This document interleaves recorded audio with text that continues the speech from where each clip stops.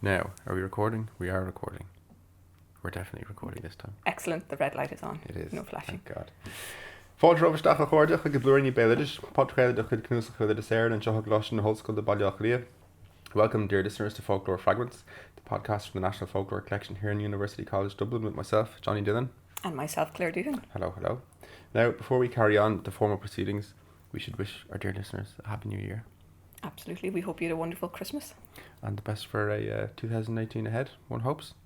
I do think that we shall achieve great things this year. I am starting These the are my year on a feelings. mellow note and I am hoping for the best. One has to. I should also admit to the listeners that we just spent 20 minutes having fine chats on this topic, only to realise that I hadn't pressed the record button.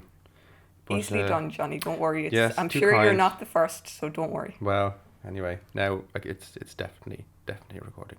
But now they'll never know what fantastic pearls of wisdom we were coming out with there. But let's consider it a dry run. We will. So We the will. best is yet to come, folks. It is. So for today's edition, we planned to basically to focus on a creature, on an animal that's been at the centre of traditional life in Ireland, in Europe, and even in Indo-European tradition for thousands upon thousands of years. In the primordial world of tradition, it was symbolically understood to represent abundance, fertility, and wisdom, and also provided kind of an essential economic component for our forebears, and really was the linchpin of social life in many instances for thousands of years here in Ireland. So we'll be looking at the cow in folk tradition, from divine goddesses, from who are linked to the creation of the world and of mankind at large, and from magical cattle who accompanied saints and provided milk without end. And then we'll look at some material from oral literature and from the fairies who attempted to steal cattle away to the other world. So one hopes that you'll stay with us for the next couple of days as we rant away on this said topic, all things bovine. At least until lunchtime tomorrow. This is our hope. This is our plan. If we don't experience more technological failings and disasters from this morning. One of the things we actually did mention earlier, and I hope... Lies. Not Bullocks. true. Bullocks. Sorry. Had to get that one in. I did, yeah. One of the things we were speaking about was perhaps this reluctance to engage with a subject like this, where people might think, oh God, why have they chosen the cow in folk Why tradition? did we choose the cow? I can't. I don't think there was a set reason. We just wanted something a little more unusual. And we often speak about folk tradition in terms of we look at so much and take so much for granted. And I think that was one of the reasons that kind of spurred us on to choose the cow, that it's something we take so much for granted, perhaps as we live more centrally now. Many of us in cities, and we don't really engage with the pastoral or agricultural. The seasonal, the natural. Exactly. Yeah, true. And so we often look, but we don't really see anymore. Oh, very good. I like and that. oh, honestly, Yeah, I that's like my that. new line for Yeah. 2018. No, it's true. It is true. But so much of it in life, we just don't engage. We take photos and we don't really see and look at we things. do. I know, it makes me sick. And but the cow, I think, is a great example of the wealth of folklore that is attached to certain subjects that perhaps we have just forgotten or don't take the time to engage with. Yeah. Yes, indeed. Yeah, that's why. That's why we chose the yes. cow. No, it is a particularly interesting subject area with an enormous amount of lore in the sense of more recent kind of folk tradition attached to cattle and to the cow. From the perspectives of kind of pre-Christian and Christian tradition, of these kind of customs and so on attached to protecting these animals and their supernatural associations and so on. But there's also then the kind of economic and legal basis for the understanding of cattle and their central importance, especially in early Ireland, which we'll look at. But the thing that I found really particularly interesting and very strange, and didn't get enough time, I suppose, to conduct really extensive research, but you just get the feeling that there are so many kind of strange tangled rabbit holes to go down with this topic, is the cow in mythology and the common symbolisms and kind of the representations of the cow goddess stretching as a kind of cult from India and from Indo-European tradition all the way to Ireland, and in some very startling kind of overlapping similar motifs and so on that seem to represent the cow as the kind of giver of life and the creator of the world, basically, and of being linked as an essential kind of component to human well-being and even creation and poetry and so on and so forth. And we find that, I mean, that's still expressed in, that's find its way into Christian tradition today. You look at St. Bridget and her associations with cattle and so on. But we'll look at all that in due course. But so see, don't underestimate the cow, folks. no, do not underestimate the cow, not for a moment. But yeah, it is true that I suppose it's something that we don't really pay attention to a huge amount, even our kind of consumption of cattle and so on and so forth. Like there's a lot of, in tradition, there's the reference to the consumption of cattle in the context of ritual slaughter, as opposed to, again, even in the way that we eat food nowadays, we don't think about these things at all. We just kind of consume and, you know, take selfies or put pictures of our dinner online or whatever. But to start maybe with, I suppose, the antithesis of modernity, which is a good place to go, and to look at early Irish society. I guess in the earliest literature, which in Ireland exists as the law tracts, really, you have the oldest codified legal system in Europe, and also one that's a direct survival, or it's kind of based on the Proto-Indo-European legal system. And that might sound kind of vague and waffly, but there are bizarre overlaps that you can look at from tradition that exist in these two planes. And should we say, although they were written in the 6th and 7th century, those that exist, the ones that we mention, are in later manuscripts of the 12th to 16th century, just to kind of give people, Yeah. I like a linchpin that I can say, right, this is where... I was always quite confused by that sort of stuff, yeah, where you're looking at a manuscript in the 12th century, but the language that the scribe has used is clearly, it's early Irish from the 8th century and so on, so you can kind of plot it, but that the original copies are gone, and then some scribe has diligently written out or not diligently, again. Or actually, yes, or not diligently, more interestingly, and they filled it with mistranslations and errors or their own kind of whatever. But yeah, the sources that we have are thought to kind of go back to the earliest period of Christian influence, where these laws were written down basically. But until then, they were memorized. There was a taboo against writing down prior to the arrival of Christian tradition. So you have Ogham inscriptions and kind of runic inscriptions and so on in Ireland, but they're generally kind of prayers to an individual in an area, whatever. But when you have the arrival of Christianity and the arrival of the written word, you have these law tracts that are written down basically. And in early Irish law, you have an inegalitarian legal system where everything is kind of based on hierarchy and honor. You know, this is kind of the way to go about it. I knew you'd like this one. It's where everyone has there's a rank, for example, of Bó cow lord was one rank of kind of freeman, of nobleman, and an individual who was a cow lord had a certain amount of cattle, or anyone who had an honor price was their honor price essentially was manifest in accordance to their worth in cattle. So cattle had this kind of I suppose they were the fundamental economic unit. Because they were currency, barter, and tribute. Yes, those were the exactly, three terms, I suppose. Yeah. And so this is, I suppose, the earliest kind of phase really in Ireland suggests that the cow was used as currency, and that an individual's honour price was made with reference to a cow. For example, a king might be worth, if you were to cause injury to a king, there might have a certain tribute or honour price to be paid against them. You'd have to pay your way out of it, basically. You could pay your way out of everything in early Irish law, murder and so on. It was all just kind of civil as opposed to criminal. Although there are fantastic kind of quotes of things to, ways to punish your enemies, like casting adrift or putting them in the pit. There is anyone interested should read Fergus Kelly's Early Irish Law, which is a fantastic book. I think some of those could be brought back. I absolutely agree. Yes, casting adrift and placing in the pit. Yeah, but sometimes modern law and justice are not linked so closely. So no, actually, the pit is very. The pit has its way to go. Its own particular appeal. Yes,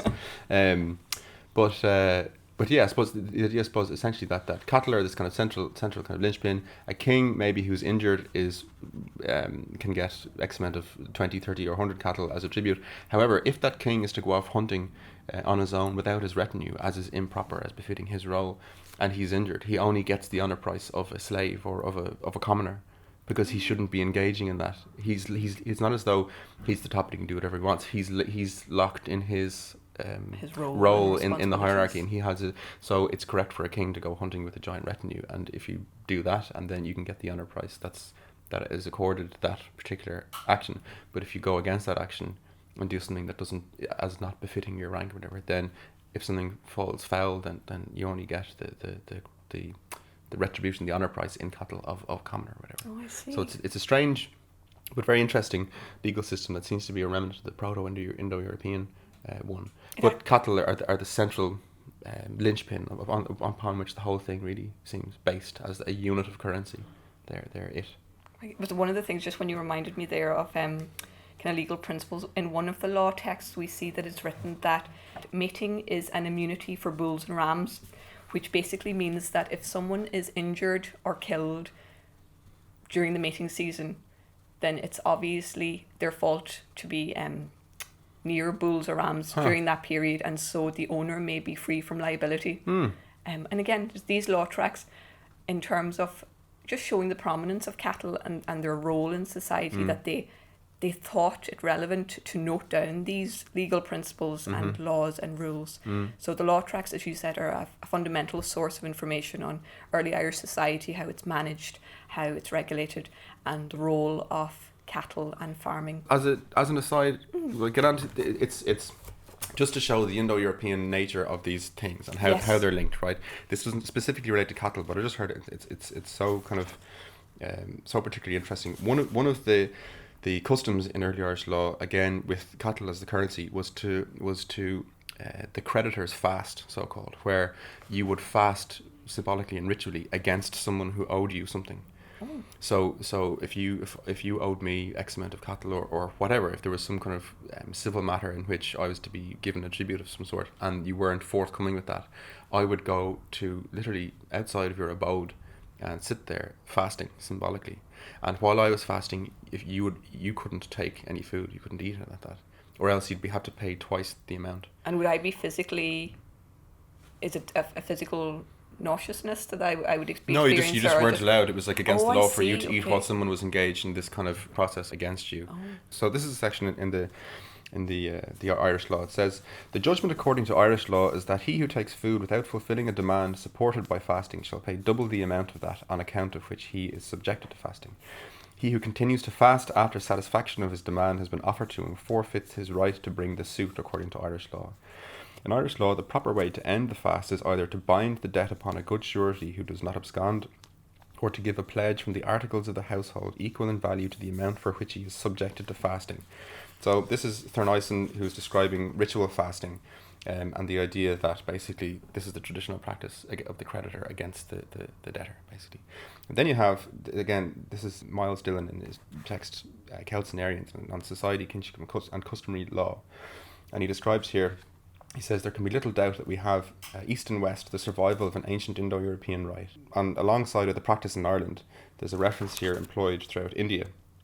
And he says, there is a curious procedure for collecting a debt by the traditional means, which is explained by fasting, or abhojana, or awaiting death by abstaining from food. Akin to this practice of dharna, formerly employed throughout India and still employed in Nepal, by which the creditor, especially if he was a Brahmin or a noble, fasted in front of the debtor's house until he yielded. The debtor was obliged to fast also and to abstain from work. If the Brahmin died, the debtor incurred the guilt of killing a Brahmin, which is of killing the highest noble. So you have the same the threads of it. The same kind of legal system basically that has found its way from India across to Ireland, and the early law tracts reference these kind of these practices. And actually, following on from that, it's worth saying for anyone who really wants to delve deeper into this, once we've converted you all to cattle lore, as Jonny was saying, the old Irish law tracts are hugely relevant as a source, and as you were saying, now none of us are going to go, well, some may go into the Royal Irish Academy, but if you are not a specialist in Old Irish, well, yes, you may have difficulty. But there's a huge amount written about them, and translations in the likes of Miles Dillon and D.A. Binchy is wonderful on the early Irish laws. So it's worth investigating those if you wanted to see the more curious elements. But also, it's worth saying, in terms of the official tomes that you can look at to see the role of cattle in early Irish society, you've got the law tracts and glosses. You've also got the annals. Many of us are kind of familiar with these through historical studies. So you've got the annals of Ulster, the annals of Inis Fallon, of Connacht, of Clonmacnoise, and many others. And as well as speaking about historical events, which is what we use them most for, they also speak of harvests, farming practices, and also cattle plagues.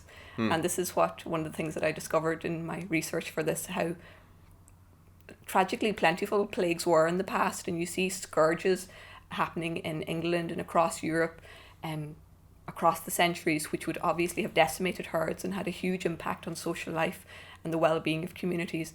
And so it would make sense that they would kind of reference them in the annals, and again just showing the role of the cow as the sacred entity of wealth and well-being. And then also you've got the lives of the saints, and we'll kind of come and touch on this one way more. That we've got the early the Confessions of St. Patrick, or the Confessio, which anyone who studied or history, we were always made to read that in translation, not original Latin, Jonny. You'll be happy to know. I never mastered that one. Give me the Latin. Give me the Latin any day.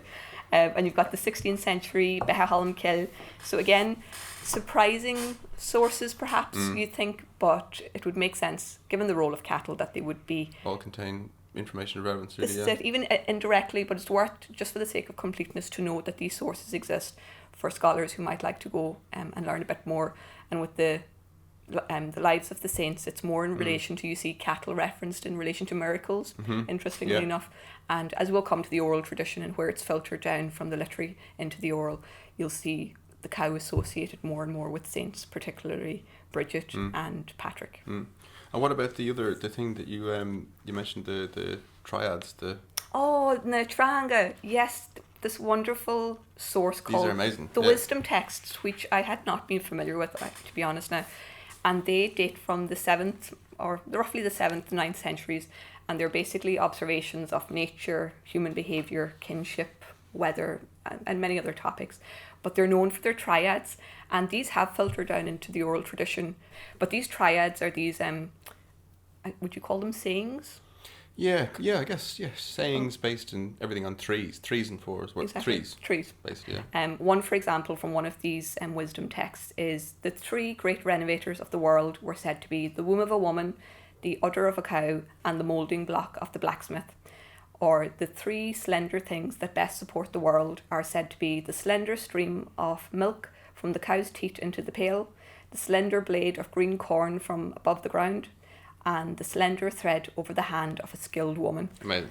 And to actually give you a beautiful Irish translation from your book, Jonny, and War, it is Trí Achinine and Doohan, which is basically, again, the 3 renovators of the world. Brú Mré, Ev Bó, agus Inyon, which is the exact translation of that. The womb of a woman, the udder of a cow, and the moulding block of a blacksmith. Isn't it pure poetry Fantastic. in motion? Yeah. Speaking of, have you ever heard the 3 things Aristotle couldn't understand? Tell me. The comings and goings of the tide, the workings of bees, and the mind of a woman. I'd say Aristotle is probably not alone in those, Jonny. I think it's a more generalised thing. Or the 3 types of women that a man can't understand. Oh, tell me. A young woman, a middle-aged woman, and an old woman. These are from the triads. They're amazing. Some of them are absolutely... They're fantastically beautiful in these kind of very brief, tiny little accounts of, like little haikus almost, you know, kind of descriptions of the natural world and so on. But it might be worth looking at some of the kind of early agricultural or archaeological evidence as well in Ireland for cattle. In Europe, there were kind of wild oxen. It was believed that cattle were domesticated first around 9,000 or 8,500 years ago in the area called the Fertile Crescent, which is the area around the Nile Delta, and then kind of adjacent to that, the Anatolian Peninsula, which is now Turkey, and then across the Mediterranean Sea in the Nile Delta, that little area basically, that cattle were domesticated, and they were thought to be the last of the kind of farming creatures that were domesticated after kind of sheep and goat and pigs and so on. And you can imagine the ferocity of a wild bull and so on, that they're not exactly kind of easily domesticated basically. But it was believed that cattle in Europe were derived from these creatures, the aurochs, which were, you should see in cave paintings as these kind of huge bulls and cows basically that are kind of painted in caves and so on, or displayed all over Europe, that were sometimes weighed 1.5 tons. They were these kind of enormous creatures. But it was genetics and kind of genetic research shows that actually they're not derived, that European cattle aren't derived from these creatures, and that they never were tamed. So I was kind of slightly, felt sad for the poor noble auroch that the last one was killed in 1627 in Poland. So it was kind of, it had never quite surrendered and tamed, but it was, we just did it in basically. That's quite recent. It is, yeah. Isn't it, when you think about it? In the grand scheme of things. 1600s. 1627, apparently the last one was shot in Poland, yeah. A Shot stubborn climbing male. a fence. What? A stubborn male. No doubt, yeah. But in Ireland, I think the belief was that cattle came to Ireland about 3,500 years ago. And so that there was already a process of selective breeding for about 5,000 years going on at that stage. They probably came in from Britain to us. But the evidence also suggests that there was no wild oxen in Ireland roaming around, although certain early Irish kind of poems attest to the wild oxen of the Bóinn and so on. It seems largely, in any kind of scant archaeological information that we have about them, points to their being used in an agricultural context. So we have burial mounds in which sometimes the bones of cattle are placed alongside the bones of the dead, or also there's one burial mound in Sligo which just consists of cattle bones. So there's an idea maybe of a funereal kind of feast or ritual slaughter of cattle again, which fits in with certain kind of Indo-European traditions as well, or kind of older practices and primordial practices in that sense. I mean, actually, strangely, even kind of early wooden yokes have been unearthed in archaeological digs that were kind of used to yoke cattle. But even that word yoke is linked again to the Sanskrit yoga. So people practicing yoga often nowadays, but it means to bring under control or to bring under discipline, in the sense the passions basically in that context. But also it's the same thing to tame a creature, to bring it under your control, to yoke it, and then there's that kind of link. I hope that comes up in a pub quiz. Yeah, exactly. Yeah, it's like, yeah, you can ruin a conversation. Did you know that? But there are a few native breeds as well that are mentioned. There were 4 native breeds. But one of the things I wanted to read out were these amazing quotes in the 1830s from William Wilde, the father of Oscar Wilde, where he's describing what he calls the old Irish cow, quote unquote. This is one of the native breeds, and he describes it of small stature, long in the back, and with moderate sized, wide-spreading, slightly elevated and projecting horns of all colours, but principally black and red. They were famous milkers, extraordinarily gentle, requiring little care, and were in truth the poor man's cow. But they did not easily fatten, and when beyond a certain age seldom put up flesh. They abounded in all parts of the plain country. There's a couple of things that he mentions there that are kind of I suppose that they stand out really in the sense that a lot of these cattle were renowned for their hardiness, and the sense that you could kind of treat them with indifference in many ways and in rough ground, and that they would be still great milkers. And that's the other thing as well to reference, is that cattle weren't kept for or used primarily for their meat. That wasn't really they weren't, again, by subsistence farmers, whatever. It was the milk cow that was being kept and for the production of butter and cream and milk and so on, as opposed to being slaughtered for flesh, basically. And we should say in that vein as well, because a lot of people, when they think about the produce of a cow, will say directly, the meat, you've got the milk, you've got the curds, you've got, and from the butter and the cream that you can make from that. But actually, it's worth saying that not to forget about the excrement and the urine. Always worth remembering. Worth remembering, yes. Because in folk tradition they appear quite often, as we'll touch on. But again, there's more to the cow in terms of products than meets the eye. Also, that which meets the nose. Indeed, unfortunately, yes. So yeah, but urine and excrement do appear. Was it used as fertilizer of some sort? The dung would have been used as fertilizer traditionally, but then we see it used in divination. Yeah, rubbed on the udders and so on. And all this, and then the cow cakes with the candles. Nice. We'll all come to that, but again, it's not just that which you can make from the milk, but also all products of the cow. All products, a holistic approach. Indeed. Yes. Well, there's another one of the other breeds, which are now the only apparently surviving breed, which I thought was the Kerry, but you can talk about. There's another one that you had mentioned, which I wasn't aware of, that has survived to this day. But there's also an ancient straight-horned breed, and William Wilde here goes off in this fantastic flurry, poetical exuberance here, where he describes the skull of a straight-horned breed of cattle. And he describes it thus. He says, "It is a cranium of surpassing beauty, and resembles in the most remarkable manner the ox heads carved upon the friezes of Grecian temples, somewhat conical in the face, with short, straight horns, very broad at the base, and not more than 8 or 10 inches long, having force, dignity, and mildness expressed even in the dead bone." Now he goes into the upper atmosphere here. "Were we to wreathe his head with a garland of flowers, we would have before us a perfect example of those taurine embellishments sculptured upon the metopes of the Parthenon during the best days of Athenian architecture. This animal would appear to have been used in sacrifice by the early Greeks, and also by the Hebrews and other sacrificing nations."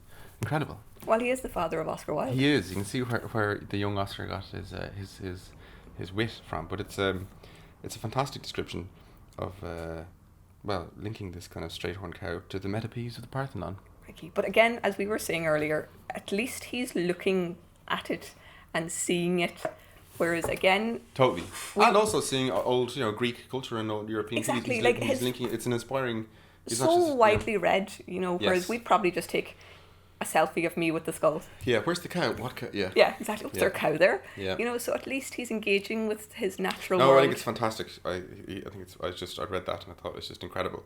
But yes, it is amazing to connect it into these into Athenian architecture wherever one can. Absolutely, to connect those threads in life, just to kind of to be so experienced. Yes, is yes, wonderful. indeed.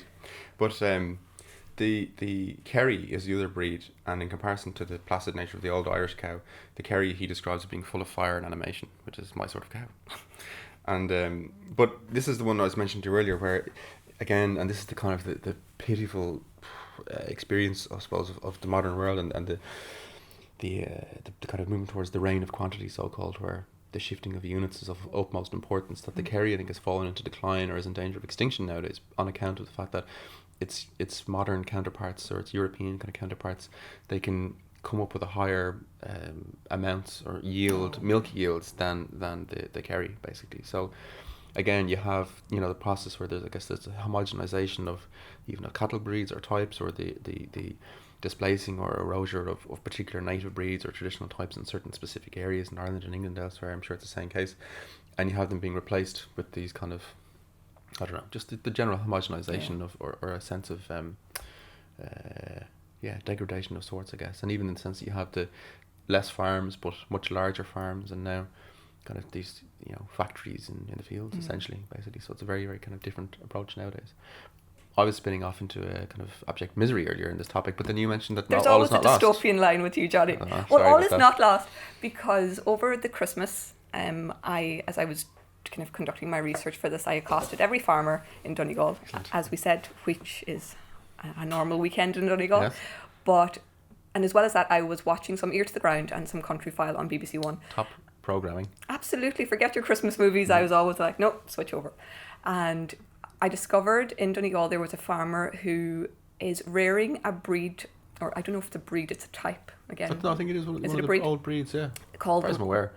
Well, I'm I no shouldn't have stepped in there. No, it's like just I should have said nothing instead of revealing my abject ignorance. Carry on, excuse me. And it's called the Moyle cow, or the Ball, which is a hornless type of cow, and that would have been recognised by William White in the 1830s as a native breed. And it's been, to my understanding, brought back, so that there are now roughly 700 in Ireland. Now, again, I'm no agricultural scientist as to how extinct breeds can be brought back, whether the genomes and all the rest. You know, the quote from the front page of the Irish Times tomorrow is like, Claire Dillon, outlandish claims as to resuscitation of ancient breeds. Yeah, it's true. The National Folklore Collection just brought down a step. Yes, exactly. Yeah. But apparently he's brought back the Moyle cow, which is a very distinctive looking cow. If you Google it, it's really quite beautiful. The more you look at cows, they're just glorious animals. But it's red with a very distinctive white stripe from its head to its hindquarter. And again, as we'll come to see with in terms of fairy mythology, any type of cow that was unusual in any way in terms of appearance would have been attractive to the fairies. So you can immediately see why something like the Moyle cow would be unusual given its colouring and kind of the impact that would have on the concerns of farmers. But yeah, so apparently it is possible to save these native breeds if there is a passion and a drive for it. But again, as we always hear on the news, Irish farming and the realities of that it's becoming increasingly difficult when you see the regulation of Europe and the impact of climate change controls as well. So it is a mixed bag for the life of a farmer, but there is potential and there's hope there, Jonny. In January 2018, we are starting as we mean to go on. We are. No, look, I am an optimist. I'm a hopeful chap, and it is January. It is. But no, yes, it is. There's much to be hopeful for. I do feel that. Good. I do.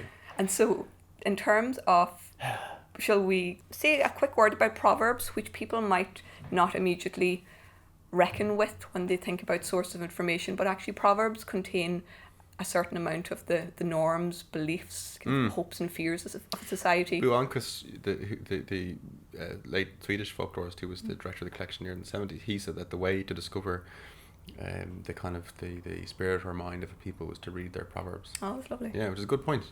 To see what the values are, you know. Yeah, it's true. Well, I'll give you, I've only kind of chosen out 3 just for the sake of for brevity. So one, for example, our friends actually in Doohan shared this week. They must have sensed our need, and it's called, or it's spoken as Pásair an Charnéalaí at Díol do Mhá Mhá do Mhaile. Yeah, that's a good one. Have you heard this? Yeah. Which basically, that was from Donegal, and it's translated. There's an English version from Meath, which they give as "Marry at home, but sell your cow far away." So it's don't mix business and pleasure, I suppose, in a sense, which is very sensible. Yes, indeed. So there is wisdom in many of the proverbs. Then you've got one which we read in the secondary reading called "The cow is one of the pleasant trees of paradise." Beautiful. And then we have one from Auli O'Sullivan in the early 1800s where he says, "Na canny bá wheel, na geel bá wheel, agus na bí chuige gan bá wheel," which is don't buy a wild cow, don't sell a wild cow, and don't ever be without a wild cow. So those are just 3 samples of where the cow features surprisingly in Proverbs. Had you asked me in December, would a cow feature quite prominently in Irish Proverbs? I might say, my gut instinct would perhaps be no, but actually it does appear surprisingly often. And so, should we say a little bit about the place names next? Yeah, some of the place names that seem to appear, ones that I'd seen at least, often related to the idea of the white cow, Bó Finne. So Inis Bó Finne, 2 islands called Inis Bó Finne. We do. Drum Bó Finne. There's kind of Lake Boffin as well. There's kind of this reference to the white cow, which again has a certain kind of supernatural association as well in tradition. But there's also then the idea of the Glas Gaibhneach, or the Glas Gaibhneach, the kind of the cow that gives endless milk until somebody basically tries to trick it or take advantage of the fact that it gives endless milk, and it dies basically. But there's that prefix of kind of Glas often appears as well in some instances. That seems to be kind of relating to this that particular tail. cow, as opposed to also what Glas, I suppose, means green, but it also means grey or colourless, which is true. In Irish. I think if you're looking again, we have a website with the wonderful team and friends at Finthar and Scoil na Gaeilge and DCU called loganium.ie, which is a database of place names, and so it's loganium.ie.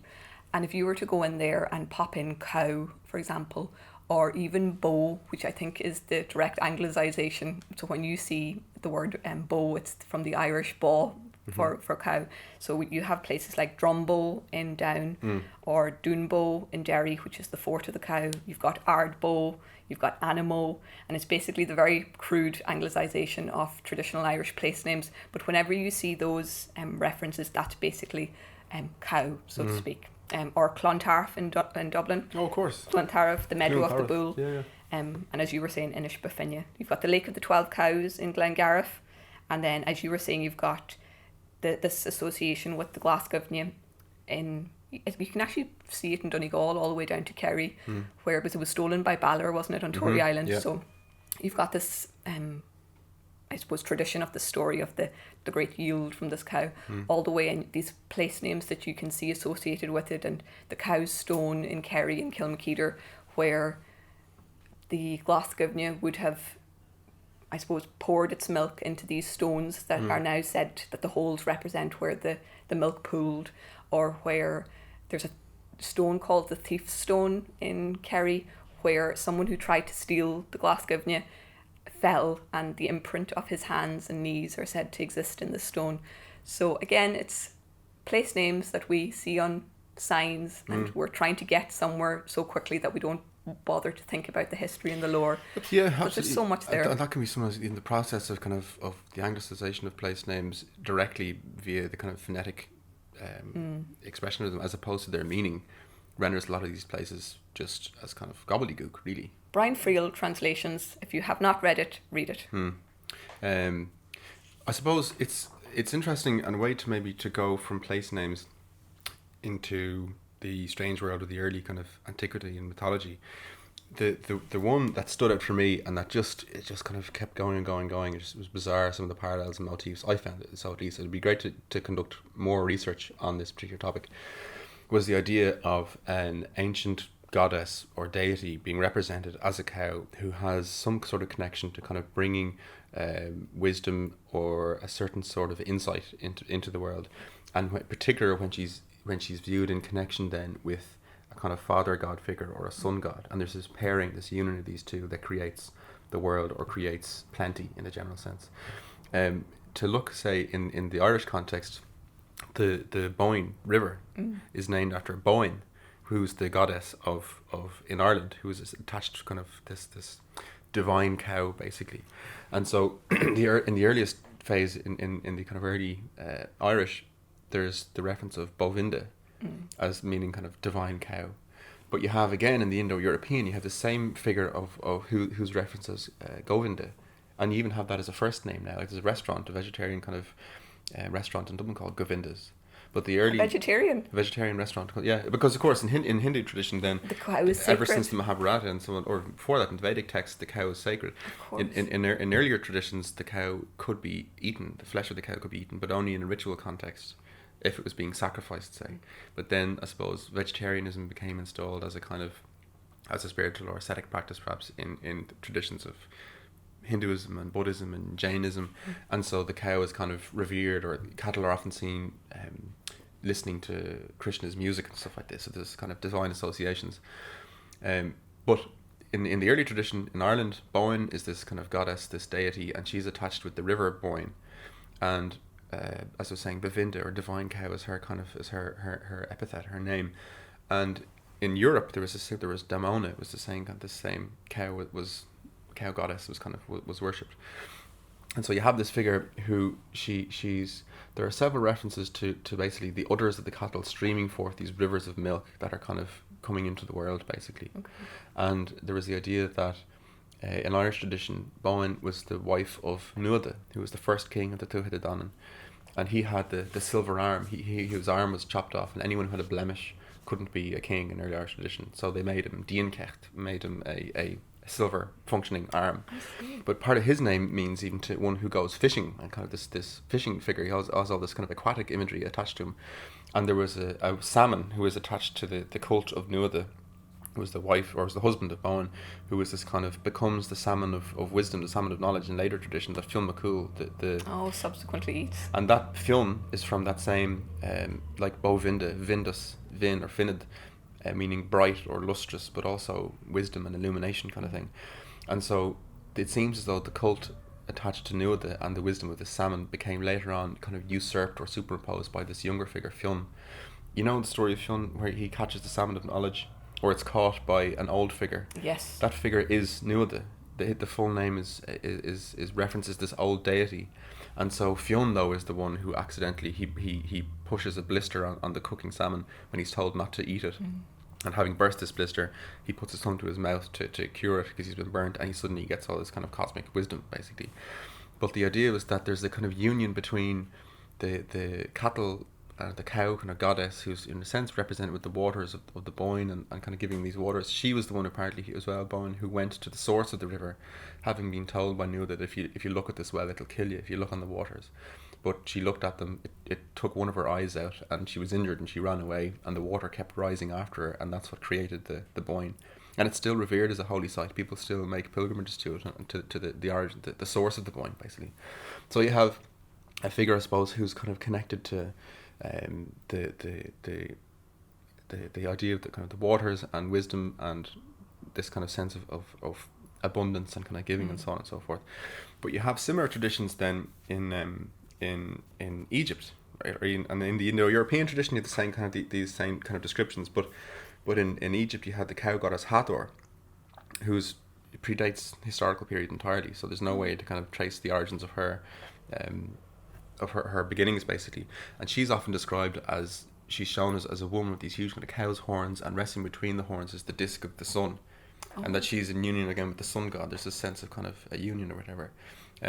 But she assisted women in childbirth, was goddess of music and dance, a patron of miners, and then she was understood as the wife and mother at the same time of Ra, the sun god. There were these kind of, they changed roles all the time. So every morning, Hathor would give birth to Ra, and then every evening she'd conceive as his wife, him in a sense, and then the sun is born. The sun rises every day, but it's through this kind of cow goddess figure, that it keeps this kind of cycle in motion, basically. Childbirth every morning, and then conception every night. Well, look at Exhausted. yes, but this is the preserve of the old ones. But in so you have, I suppose, this idea of kind of sacred rivers of milk that are kind of flowing from this cow.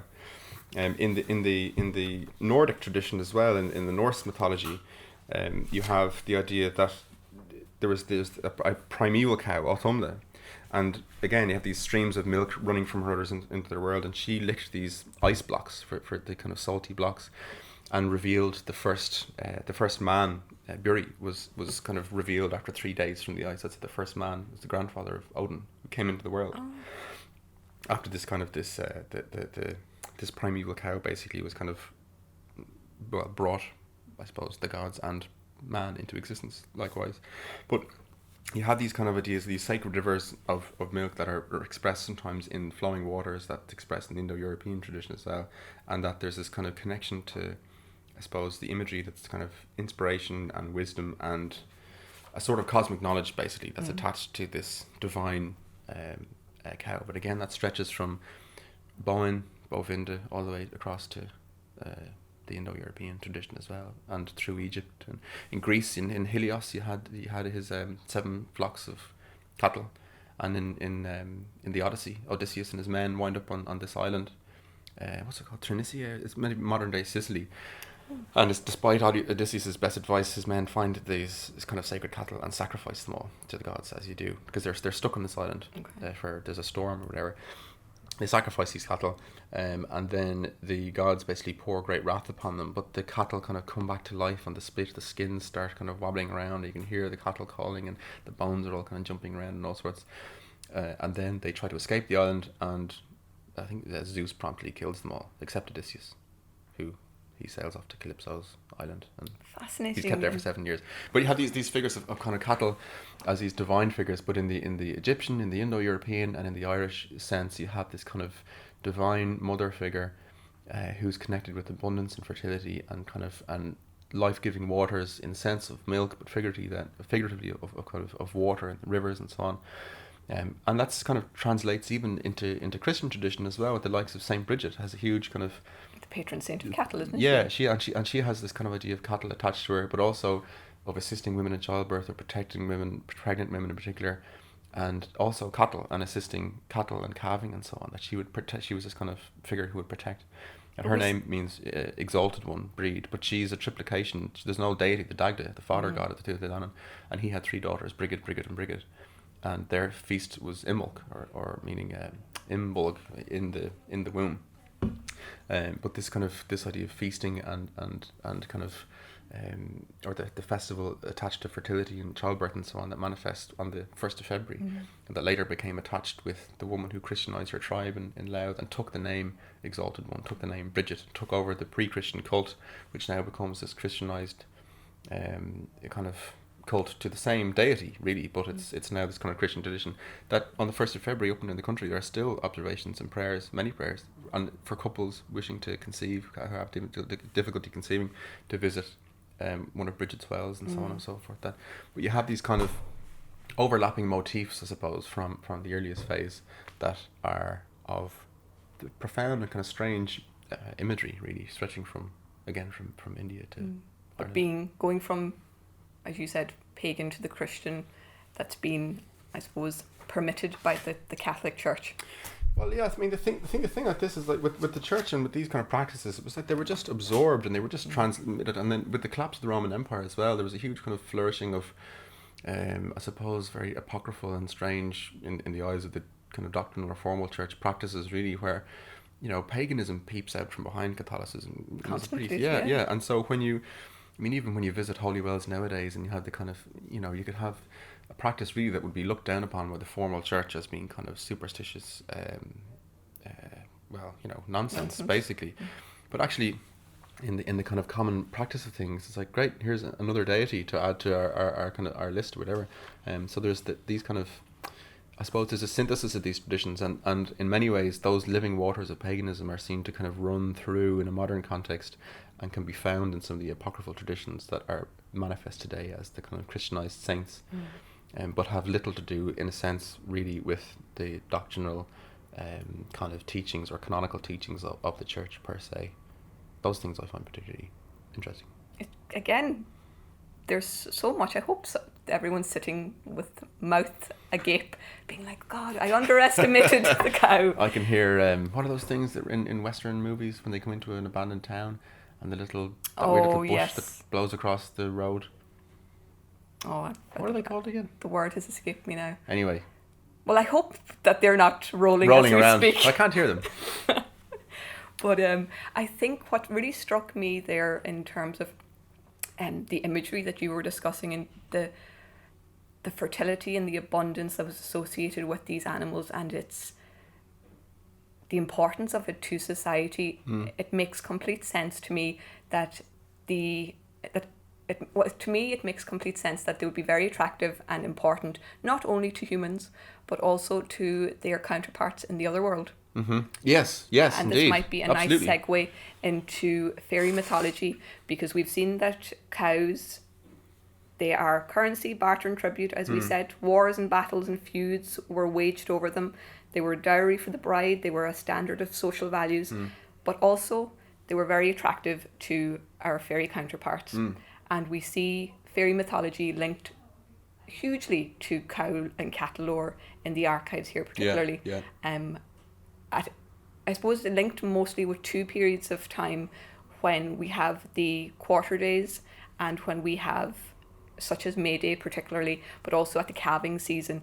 Those two times are associated with a certain vulnerability, I suppose. Liminal kind of phases, where everything's in between, where the cattle and this wealth that they represent to society and to the farmer, when they're most at risk of being stolen away, either the cow themselves physically or the products that they issue forth. It's I mean, the idea even was that in many cases the fairies were described as having their own cattle. They'd have their own I was going to say hordes of cattle. What's the correct herds? their own warring hordes of cattle. They had their own herds of cattle that they'd bring to the fair, or they would attack and injure the cattle of kind of mere mortals. Whatever the idea, often that a cow, if it was suddenly kind of weak or sick or suffering some ailment that was kind of unclear, that it was elf shot was the quote, and that you'd often find if you found cracks in a cow's hide, it was the indication that it had been elf shot, of these invisible darts that would sap all the kind of the life force and energy from it, and that cow would be no good essentially. There's also people could be elf shot. I was reading an account in the manuscripts in here about a man who on his deathbed, a giant needle starts pushing out of his leg, and it's revealed like, oh, that's what he's been elf shot, and now he's dead. But there's this huge kind of hitherto invisible needle in his body, and it starts to remove itself as he's dying, whatever. It's a bit grim. But cattle were often, I suppose, at a certain risk, and then there was a practice of kind of averting the power of the fairies with things like, it was common to tie a red ribbon often to cattle to protect them. And that they because the fairies had a great aversion to the colour red, because they had no blood. There's a kind of medieval Christianized theological interpretation of them, that they were cast out from heaven by God because they rebelled with Lucifer, and that they kind of now were in this liminal state wandering the earth, but they didn't have a drop of blood, so they had no prospect of salvation. They couldn't get past the pearly gates, basically, because you need blood to get in, apparently, which is interesting. But the idea that they would kind of steal cattle away, or that they had their own cattle, were common, or that they'd visit fairs and they'd sell their cows, and then you'd get home and realise that you don't actually, the cows are gone, and when you go and put your hand in your pocket to take out the money, it's just leaves or whatever. You've basically been done in by these kind of full of mischief. Yeah. I have a piece here. This is fairy cattle at a fair, a recording here. It's quite difficult to understand this man. Basically, he's describing a man going to the fair, who looks behind him and sees a lot of these kind of fairy cattle marching behind him, and he throws holy water back over his shoulder, and when he looks back, they've all disappeared. They're all kind of gone, basically. That could haven't taken for a fair, that said. The fairies have fairs, I hear. Tell me about that. I do. Tell me a bit more about that, Martin, would you? Well, I heard of a friend of my own that he was going to a fair, and that there was a draw of cattle coming after it, all on the road. And he was a man who would carry a cup of holy water in his pocket always. and there was closing on him.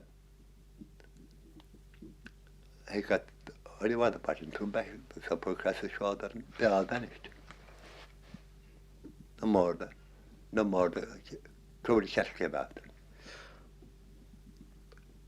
If that man hadn't got holy water, would the fairies bring the cattle all the way to the fair?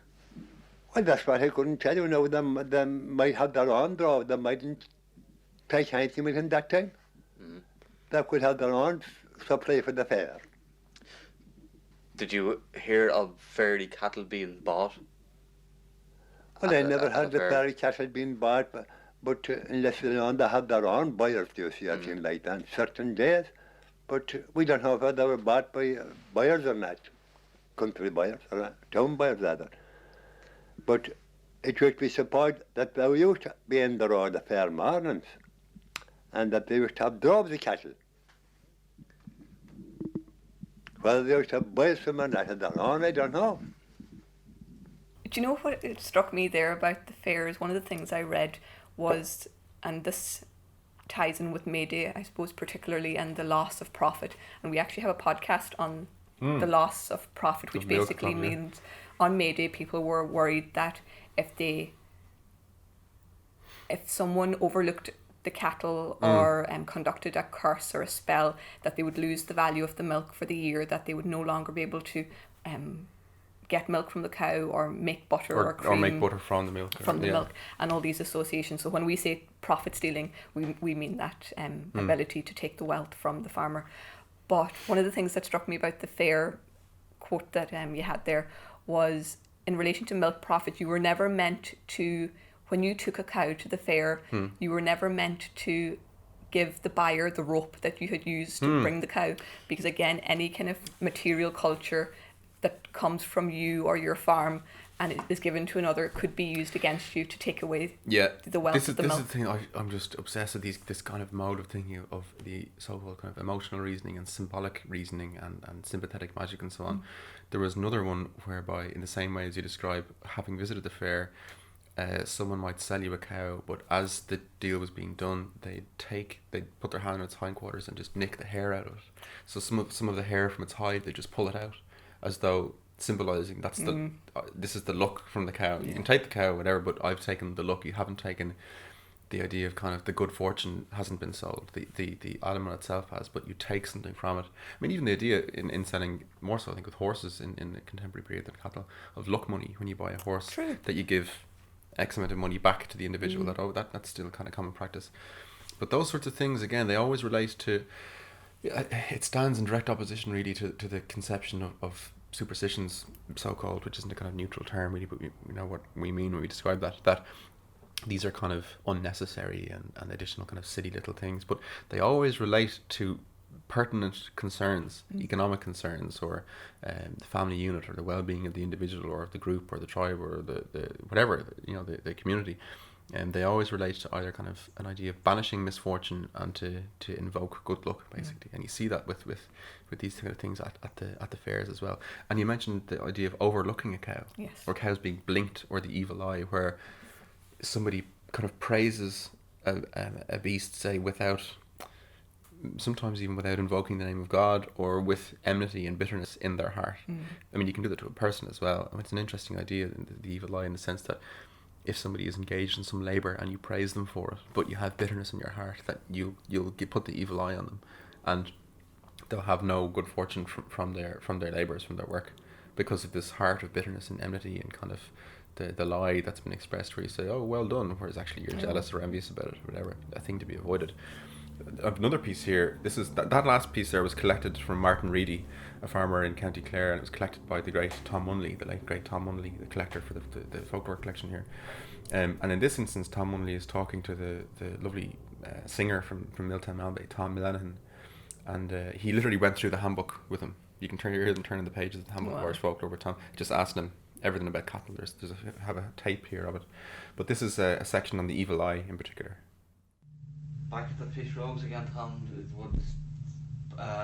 What would be the effect of somebody, putting the evil eye or putting bad luck on the cattle of any description? Well, of course, we're talking about it. the evil eye was, you don't,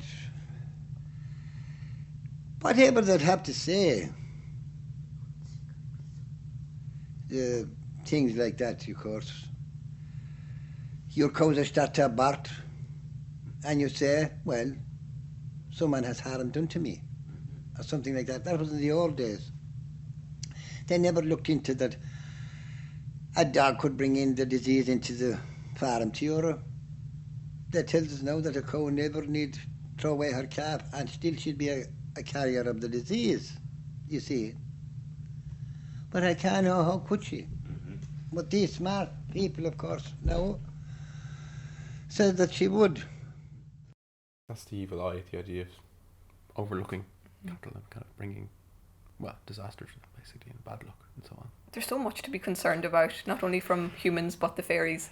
Well, that's the thing. You see, I was thinking of this in the context of like, oh, the supernatural, and then I was walking to the restaurant the other day, thinking about the podcast, and thinking, no, I need to kind of realign in my own head when you say the supernatural. In tradition, it's not as though the other world was regarded necessarily, perhaps, as the supernatural. It was regarded as almost within the bounds of the natural world. It's just that parallel. It's just a parallel, yeah, as opposed to something that exceeds the natural world. It's just bound up as a fundamental part, but an unseen kind of portion of that which is natural, almost. You know what I mean? Perhaps it's just a kind of semantic thing, but it's just something I was struck by the other day. But there's reference to the physical. You have to navigate the world with reference to the physical and the metaphysical in everything that you do. And there's always this kind of ritualistic, symbolic element to practices that are where there's a kind of double meaning to things, where a tool can be used in a practical sense, but it could also be used in a ritualistic sense to bring about some other kind of form of meaning or whatever.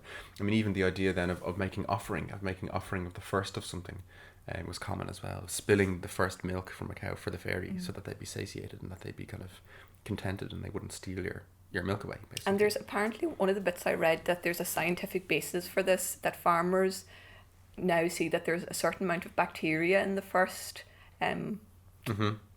what would you call the first beastings, I suppose, or kind of these first drops, that it's better to actually throw them away and not consume them. So you see both although we kind of call them pishrogs, that maybe now in time that they've seen that there's some basis to it. Perhaps. I've generally tended to, I remember teaching students in classes, and I'd ask them, when getting them to think about symbolic reasoning, and give them an instance of like, why would this be the case? Like, why should a pregnant woman not visit a wake? Yeah. Or why is that a custom? And they'd often try and come back with a kind of rationalist or reasonable approach, as in maybe it'll cause some sort of stress thing in her, or she'll lose the child or something like that. But I generally, I don't know, I could be wrong. My inclination was to just focus on the symbolic meaning of the thing. As in being a gesture of goodwill to the good people. Yeah, for example, if you're filling your pipe, you should throw some tobacco on the ground for the dead. Or when individuals were making putzine, or making, as it'd be called, moonshine in America or whatever, that distilling alcohol illegally, that the first drops had to be poured on the ground for the fairies. That kind of motif of kind of giving the first thing away for the dead or to the other world is that kind of symbolic offering, so that the rest of your labours come to good fruition. To appease them. Yeah. But I mean, there might be that kind of formal, reasonable bit to it, but for me the symbolic content is more. That's why we're yin and yang, Jonny. It must be the case, yes, exactly, yeah. I'll be the rationalist and you can be the dreamer. Perfect.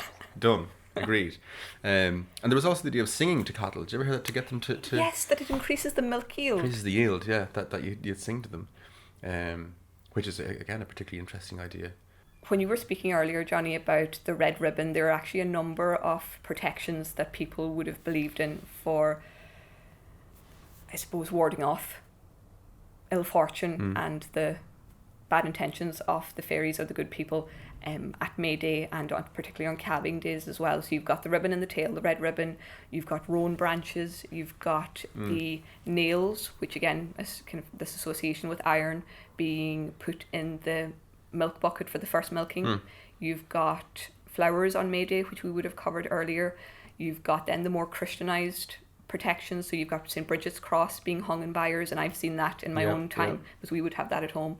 You've got holy water being I suppose sprinkled on the calves and the cows at certain times of the year, as well as being kept in the byre. You've got You kept cattle at home. We did indeed. Yes. I true. forgot about this True. entire thing. So I'm all about my St. Bridget's crosses. Yeah. Oh, indeed. And then you've got also, and I asked my family about this, and they remember doing this, where when you'd finish milking, you'd put the sign of the cross on the hind quarter of the cow from the foam of the milk. Oh, yeah. Now they couldn't say that they did this for a specific reason, or what the symbolism of it was, but they do remember doing it in their time, and they're only in their 60s now, so it's relatively recently that it's survived in rural Ireland. Yeah. So it's bear those in mind if you have any cattle at home, folks. Well, the symbolic approach is always correct. It's true.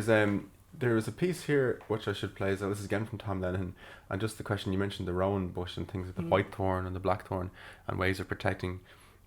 But the afterbirth, when a cow calved, that it was used, and sometimes it was used to feed animals, or it was boiled, and the water would have a cure in it, and so on. But this is Tom Lennon describing the afterbirth from the calf and what use it was put to, basically. Delightful. What would you do with the afterbirth? Well, with the afterbirth, there was a lot of, as we all said before, Tom, Fisher Oak business, that was the afterbirth. Some people had buried it. For my own part of it, I take the afterbirth and bury it the way dogs or anything wouldn't be dragging it around. But a lot of people used to fire it up in a white thorn bush or something. And more people used to boil the afterbirth and keep the water of that for some cures or whatever they knew about it. I often heard the old people talking about that. But as for my part of it, I take the afterbirth after a cow and bury it deep down the way a dog wouldn't be dragging it and bringing it around the country. Why would they hang it in the white thorn bush? Well, I couldn't tell you that, Tom. They must know something or they had. And the cure that was in the boiled water, what was the cure for it? For everything, but in the cattle line business, you know. If you got a cow sick and take it a drop of this water off the afterbirth. Maybe whether they'd have to say words or something along with that sort of piscirogus they had. It was bound to cure that base that was sick again. They'd keep it in bottles there, and there was a lot of that stuff, and well before my time was in it. So that's Tom Lennon describing the cures that were used for cattle, for other sick cattle. He also had it even with, again with St. Bridget, the patroness of cattle and fertility and pregnant women and calving and so on.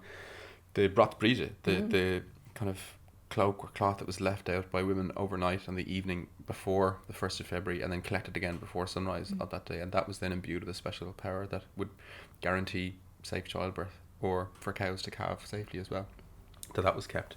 But these kind of the questions of curing and curing ailments was again, it's like you had these customs that are kind of symbolic, but they relate to very practical and immediate concerns, basically. Because it's before veterinary science, we have to remember, so people course, had to work with what they had. What they had, yeah, and environment. use with recourse to symbolic kind of and ritual action in order to cause effect and change in, or outcome in certain circumstances. The other kind of common item of sympathetic magic that we see is Snaim na Béist or Ruair na Béist. This is one that you were trying as well. You were saying you couldn't get the knot. I think I may have worked 2 hours on this, because we have a number of descriptions in the school's collection where the children have actually very helpfully added illustrations as to how to create this. And basically, if a cow was ill with, say, worms or a twisted intestine, Bowels or whatever, yeah. Exactly, you represent that in a string whereby you would add knots to it, and then in a trick of construction, by pulling the two ends it would come apart, thus by way of sympathetic magic releasing the knot in the cow. But I spent I don't think I think they all died, Jonny. Yeah.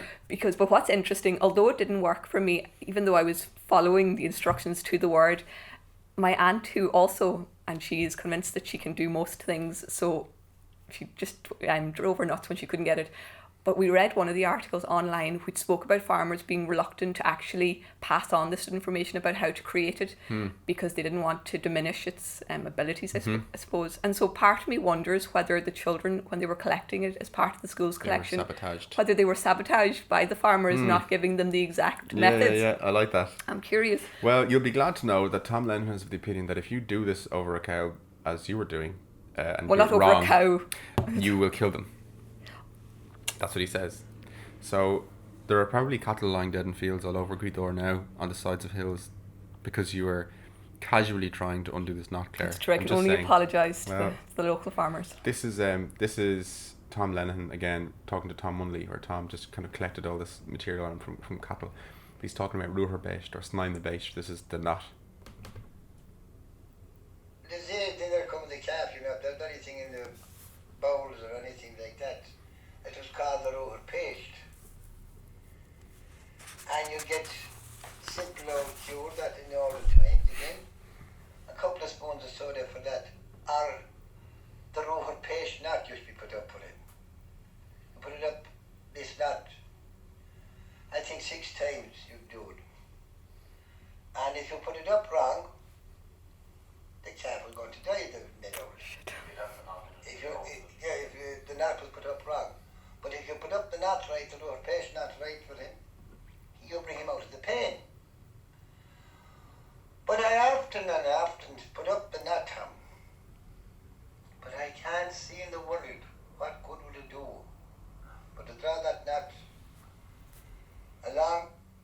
I remember you showed me how to do it. Yeah. Thought I was snain the bashed. Now that I think of it, I did see fewer calves on the way back to Dublin. I'm not surprised. Probably, if you look at the CSO statistics of it, it's like a strange dip in the amount of calves, a kind of a strange blighted plague there, some sort of strange Australian flu. Christmas that 2017. That wiped out all the calves there, but it's particularly around the Gaeltacht and Donegal, just a sudden, strange, unaccounted for dip. Because somebody was messing with sympathetic magic. I know. Well, there you are. I will take full responsibility for that. Sure, look at. And there was also the idea of singing to cattle. Did you ever hear that, to get them to Yes, that it increases the milk yield. Increases the yield, yeah. That you'd sing to them, which is again a particularly interesting idea, and actually will kind of lead us in towards the end of this particular podcast. In that there's a song about this. This is Colleen Das Crut in the Mo, Oh. which is a song that has quite evil connotations, because there's the story about the devil who sang this song. When the priest is called to a sick call, did you ever hear this one? The priest gets a call to go out to a house late at night. There's a sick call, a man is on his deathbed, he needs rites of extramunction or whatever, and he needs the last rites to be given to him. And the priest sets off on the horse, galloping away through the night, and as he's traversing in his way, he hears this most beautiful singing that he's ever heard in his life, and he stops the horse, gets off the horse, and he wanders into a field, and he's listening to this beautiful woman singing, and the voice gets a little kind of quieter and goes away, so he walks further into the field until it gets louder again, it gets quieter again. He keeps walking into the field trying to find it until eventually he rounds a corner and just kind of standing there by a wall. It's this enormous black dog singing with this beautiful woman's voice, and he realizes it's the devil has taken this form and has projected the sound to waylay him. Meanwhile, this man is dying and hasn't received these last rites in the house, and so the devil is trying to take this man's soul. And so up he gets in the horse and manages to get there in the end. But the song that the devil was singing was Colleen Das Crut in the Mo, the lovely milkmaid.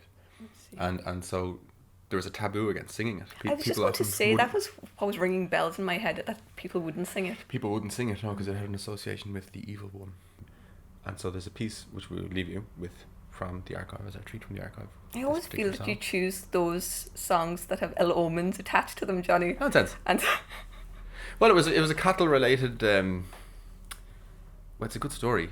Well, that's true. That's true. It is a bit dark. So if we're not here in February, yeah, between my sympathetic magic and your chosen and playing songs related that are associated with the evil one. Well, we should leave you on that merry note, I suppose. True. And 2018 started so well. It has, yes. We shall bid you farewell, and we'll catch you next month. Hopefully. Take care, folks. Slán.